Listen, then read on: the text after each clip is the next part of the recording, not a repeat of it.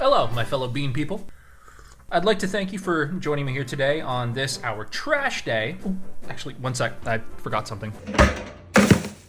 Okay, sweet. So today we're talking about Detective Pikachu Returns. Arguably one of the most underwhelming games in recent years for me personally. Not to say the entire game is bad, it just didn't meet any expectation that I had. And to be honest, I don't really know what expectations I did have because I never really played the first game. I really only ever experienced the movie, so my expertise in the Detective Pikachu lore isn't exactly as deep as the Grand Canyon, a shallow puddle at best after like 10 minutes of rain.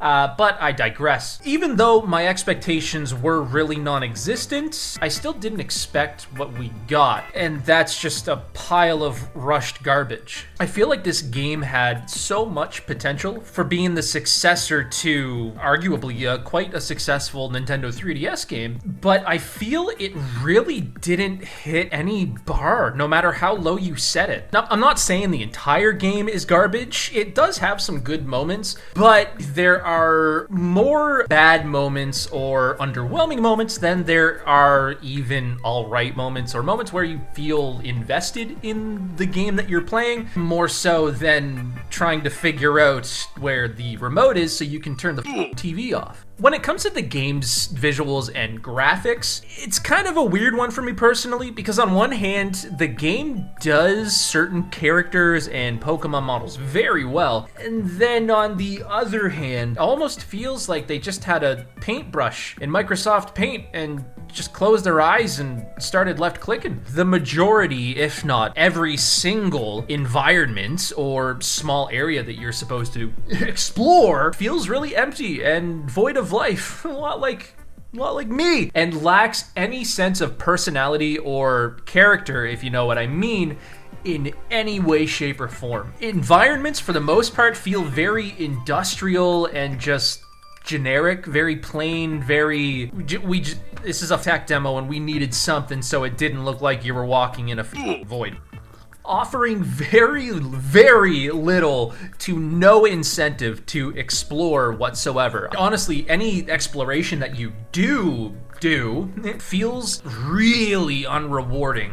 The first time that I actually decided to veer off of the linear path that the game very clearly sets, I don't really know what I expected. It was just wall. There's, in one of the earliest sections of the game, there's a little bit of a city center that you can kind of walk around and explore. I could have stopped at walk around, because that's it. That's all you do, is it's a walking simulator. There's honestly nothing there. There's never anything throughout the game that makes you kind of think like, oh, what else is there that I've missed? It almost feels like Nintendo's a little bit complacent, assuming that you as the player are just going to chalk up the graphical, how could I put this? The graphical differences would chalk that up all to, oh, it's just a Nintendo Switch. That's how it's supposed to look. When that's not the case at all. I could mention so many games that have come out since the Switch's release in 2017 that do not make this console feel like it's as underwhelming realistically as it is. But the Pokemon Company's been doing a really good job at showing the bare minimum of this console's potential. Moving from the 3DS to the Nintendo Switch, you would think that that's going to be great opportunity for an upgrade, or even just like a nice step up to a fuller experience, but it's not. They didn't do anything. It feels like they knew this was going to print some money and they just pushed out whatever was finished by the deadline they originally set without any care in the world about whether or not it was complete or not. Just, does it run? Okay, cool. Sell it for $60. And that's another thing. It feels like the price tag shows that the Pokemon Company knows this game isn't what it should be. Because it's not priced as a full-priced game. It's not. It's priced as a lesser like remake or a reimagine, a remake or a remaster. And that just goes to show Nintendo, the Pokemon Company, understand that this game did not hit anybody's expectation. They set the bar an inch off of ground level and said, all right, boys, let's do it. That's it.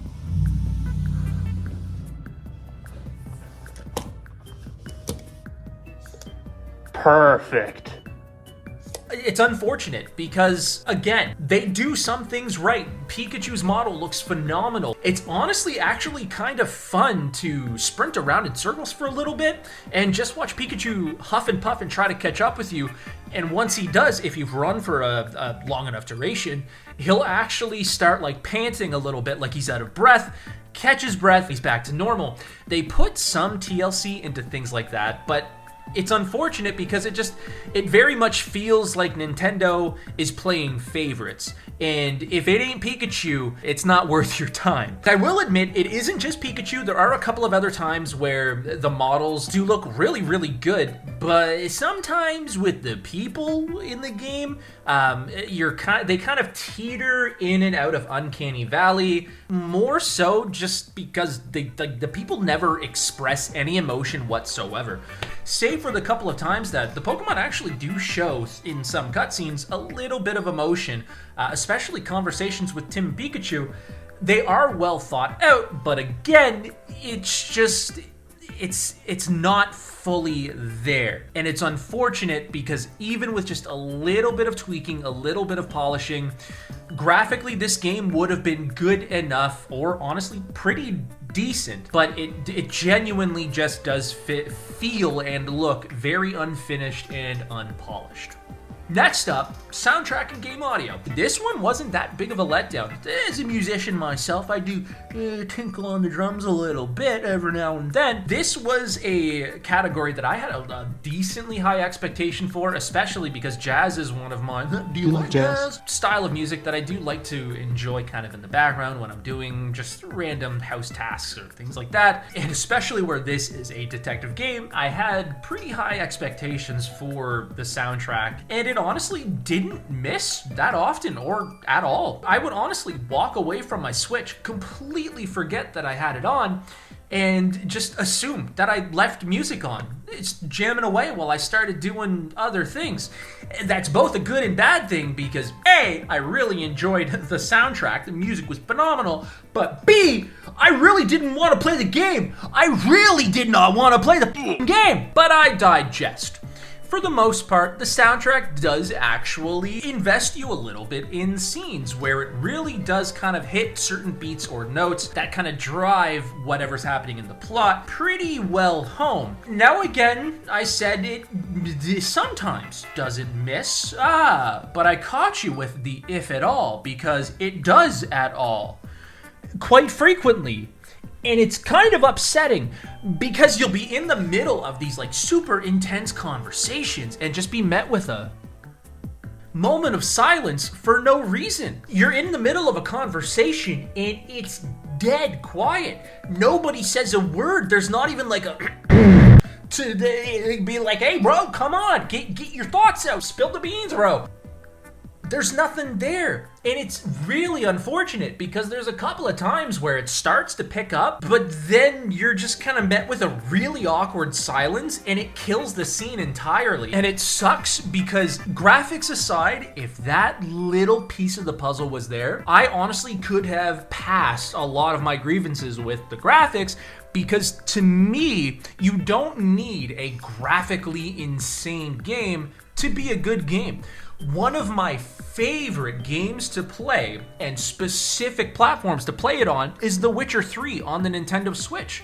Because the core of the game is there. Sure, it's not graphically insane. I have a modded version on my PC that I use where the game looks breathtaking, almost lifelike. Absolutely not on the Switch. It looks like it was made with crayons. And I still choose to play it on that platform because A, it is a phenomenal platform in terms of convenience, and B, it's just a phenomenal game. The core experience is there. The soundtrack, the combat, everything about it is still there. Is it perfect? No. I honestly don't think we are gonna ever see a perfect game ever again, but it does the job. It does what it needs to serve its purpose to the consumer. Detective Pikachu served as nothing more than a waste of receipt paper.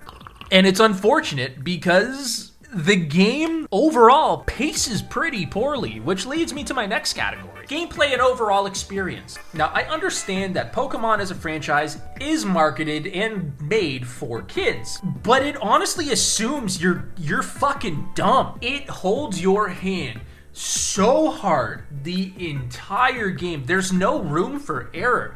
And it's kind of frustrating because once you really kind of get into the game and you start detecting detective stuff, it just really plainly walks you from point A to point B without much room for you to do anything at all. When it comes to finding clues, it's just a matter of going to this designated area, taking a look at a still image on the screen, and then just moving the cursor around, pressing A, or waiting for the cursor to highlight that, oh wow, there's a detail there. Take a look, and bam, what do you know? You found a detail. And even when it comes to that, there's times when there's nothing to be found. You think you're done, and the game's like, my brother, are you blind? Now I want you to look at this. Take a careful look. Looks like you've seen everything, right? There's nothing else to see here, right? Wrong, bitch! Look over there! How'd you miss that? Which honestly makes clue finding really, really boring because there isn't actually any point to finding the clues. It's not like you go and you look, and if you miss something, you're gonna miss an important detail, so you won't be able to progress with the story until you find it. The game's like, nah, bro, still, there's something there. What are you doing? Or, hey, you got everything. Get out, and just keeps pushing you along without any time to actually try and do some detective work and try and involve yourself in the characters as if you were actually them working these cases. Instead, you feel like nothing more than a spectator, just point and clicking to make sure that the character models wander off to where they're supposed to go. And then it just carelessly tosses QuickTime events at you for no reason at all. It's almost like they're just like awake checkpoints to make sure that you're still there. They don't serve any purpose, you can't fail them, and they add no benefit to the gameplay or story. There's a point in the game where there's a QuickTime event where Pikachu is running really, really fast, and you hear him start screaming like as he's running and getting faster and faster and faster. If you do nothing, the audio loops. Even if you do something constantly. As you're sitting there mashing away the A button, you got Pikachu just going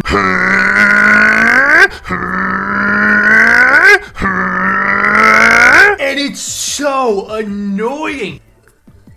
Couldn't you have just stretched it out a little bit? Or, I don't know, not done that at all? Just make it a cutscene so the actor can appropriately yell the proper time. I don't get it.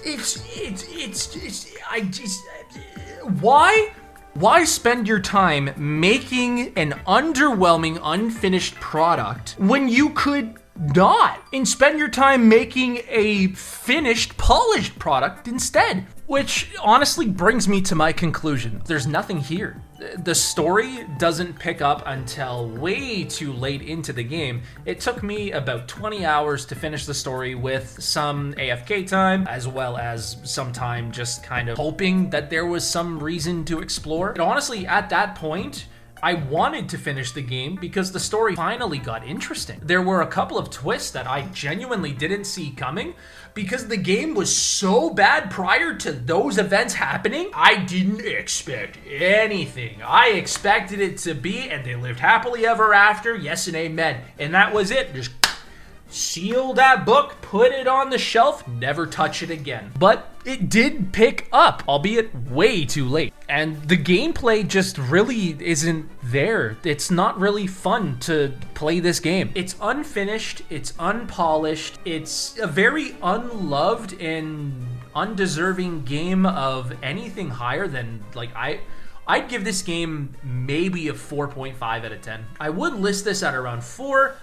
but the story does have a pretty nice conclusion to it, so I will give it a half point. And I was able to finish the game, which justified the other 4 points. Other than that, that's about it. It's a game.